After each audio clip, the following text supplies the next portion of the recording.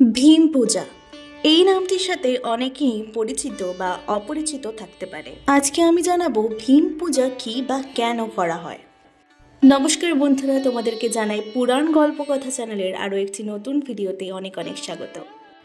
ভীম পূজা বা ভীমের পূজা করার সঠিক ইতিহাস বা শুরু নিয়ে অনেক তথ্য পাওয়া যায় না, তবে এটি বেশিরভাগ হিন্দু সম্প্রদায়ের, বিশেষত পশ্চিমবঙ্গ, বিহার এবং কিছু উত্তর ভারতীয় অঞ্চলে পালিত হয়ে থাকে।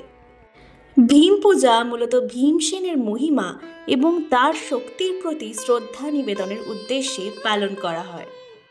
ভীম পূজার ইতিহাসের সম্ভাব্য দিক। ভীমের মহিমা ও শক্তি। ভীম ছিলেন মহাভারতের অন্যতম প্রধান চরিত্র, যিনি তার অসাধারণ শারীরিক শক্তি, সাহসিকতা এবং নিষ্ঠার জন্য পরিচিত ছিলেন। তার জন্মদিন বা তার শক্তির স্মরণে এই বিশেষ পূজা। কিছু অঞ্চলে এটি তার শারীরিক শক্তি এবং গুণ উদযাপনের একটি দিন হিসেবে গণ্য করা হয়। পাণ্ডবদের প্রতি শ্রদ্ধা। ভীম পূজা অনেক সময় এক ধরনের পারিবারিক বা সামাজিক সম্মান প্রদর্শন হিসেবে পালিত হয়,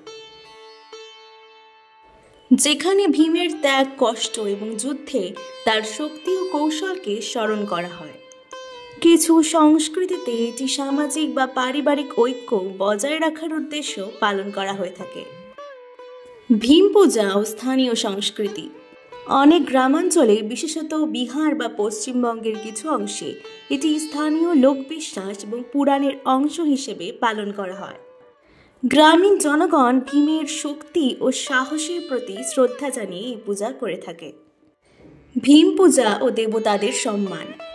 একটি বিশেষ ধরনের পূজা যেখানে ভীমের শক্তি এবং তার ন্যায়পরায়ণতা ও অন্যায়ের বিরুদ্ধে সংগ্রামের আদর্শকে সম্মান জানানো হয়।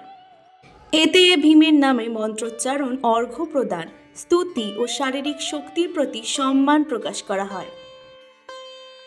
এই পূজা মূলত ঐতিহ্যগতভাবে অঞ্চলভেদে পালিত হয় এবং একে একে বিভিন্ন আচার অনুষ্ঠানের মাধ্যমে একটি নির্দিষ্ট সময় এই পূজা করা হয়। বন্ধুরা, আজকের এই ভীম পূজা সংক্রান্ত ভিডিওটি ভালো লাগলে অবশ্যই সাবস্ক্রাইব, লাইক, কমেন্ট আর শেয়ার করে দেবেন। অনেক অনেক ধন্যবাদ।